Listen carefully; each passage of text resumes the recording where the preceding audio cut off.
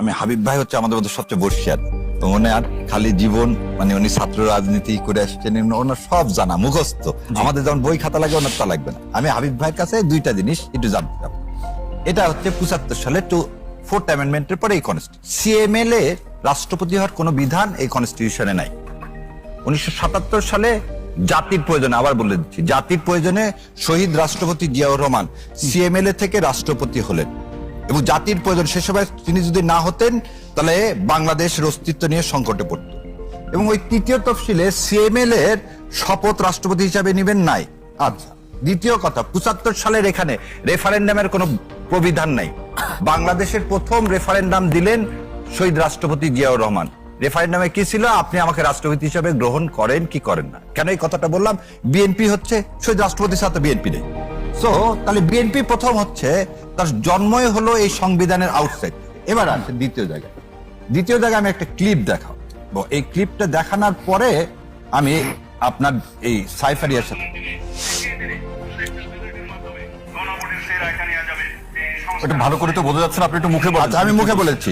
এই উনি বলতেছেন যে জুলাই সনদ বাস্তবায়ন হবে গণভোটে। আপনারা যদি দেখতে পান এই সনদের পক্ষে জনগণ আছে কিনা, হ্যাঁ অথবা না বলুন। যদি জনগণ হ্যাঁ বলে তাহলে সেই পার্লামেন্ট, সেই নির্বাচিত সংসদের প্রত্যেকটা সংসদ সদস্য আইনানুগভাবে ম্যান্ডেট প্রাপ্ত হবে এই সনদ বাস্তবায়নের জন্য। তারা বাধ্য থাকবে সেই সনদ বাস্তবায়ন। আচ্ছা, এটা কে বললেন?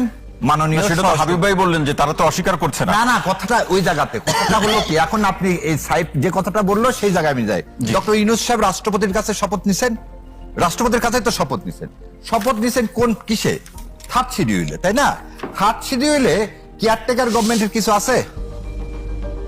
ইন্টিম গভর্নমেন্টের শপথের কোনো বিধান আছে? তাহলে যদি না থাকে আপনি যদি মানে আপনি একটা মানবো আর একটা মানবো তা হবে না। তাহলে এই তৃতীয় তফসিলে সংবিধান অনুযায়ী ইউনূস সরকার গঠিত হয়নি। তাহলে ইউনূস সরকার যদি এই তৃতীয় তফসিল অনুযায়ী গঠিত না হয়ে থাকে তাহলে গত 18 মাসের যা কিছু হয়েছে সব অবৈধ। আমার ভোট অবৈধ, এই ক্যাবিনেট গঠন করা সেটা অবৈধ, মাননীয় প্রধানমন্ত্রী অবৈধ। এবার আপনাকে দ্বিতীয় কথা বলি, ওনারা বলতেছেন তফসিলে নাই। এই আসেন দেখেন, এটা কি জুলাই সনদ, এর ভিত্তিতে তো ভোট হয়েছে। এ বিষয়ে তো বিএনপি জামাত সবারই তো একমত। এই জুলাই তফসিলের দেখেন তফসিল কি বলা আছে, থার্ড তফসিলের শপথ একটু বলেন মানে সংবিধান সংস্কার পরিষদের সদস্যদের শপথ ফর্ম। তাহলে আমরা এই জুলাই সনদ আর কনস্টিটিউশন একভাবে পড়ে গত 18 মাস দেশ চালাইছি। এই ভোটটাও করলাম 2029 সালে না হয়ে, আর এই যে ফেব্রুয়ারি মাসে হলো সেটাও কি করলাম আমরা? ঐক্যমতের ভিত্তিতে করলাম। কনসেনসাস কমিশন ঐক্যমতের ভিত্তিতে করলাম। জুলাই সনদ সাইন করলাম। কোনো কিছু এই কনস্টিটিউশনের মধ্যে নাই। তাহলে আজ সকালবেলা আপনি যখন বললেন যে কনস্টিটিউশন নাই এবং আমরা সংবিধান মেনে এই রাষ্ট্র পরিচালনা করছি গত 18 মাস, সেই কারণে আমি এটা এখন নিতে পারবো না, পরে নিব। এই কথাটা আপনি এই গণভোট হওয়ার আগে তো শিডিউল দিল কবে? আর শিডিউল না, তার আগে একটা জিনিস দেখেন, এই আপনার একটা কথা বললে তো এটা দিছে কবে? 13ই নভেম্বর। 13ই নভেম্বর এত রিট হলো এই, তাহলে আপনি 13ই নভেম্বর এটাকে নিয়ে চ্যালেঞ্জ করলেন না কেন যে এইটার আন্ডারে গণভোট হয় না? বরং কি হলো আমি আপনাকে বলে দিচ্ছি, আমাদের এক আইনজীবী একটা রিট ফাইল করলো যে ইলেকশন হবে না, ইলেকশন অবৈধ, সেই রিট খারিজ করে দিল। সেকেন্ডলি ইলেকশন কমিশনের সব ক্ষমতা, ইলেকশন কমিশন আপনাকে আগের দিন চিঠি দিয়ে 2 শপথ নেওয়ার কথা বললেন।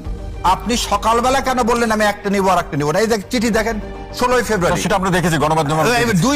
দুইটা শপথের কথাই তো বলা আছে। তাহলে আগের দিন আপনি বলতে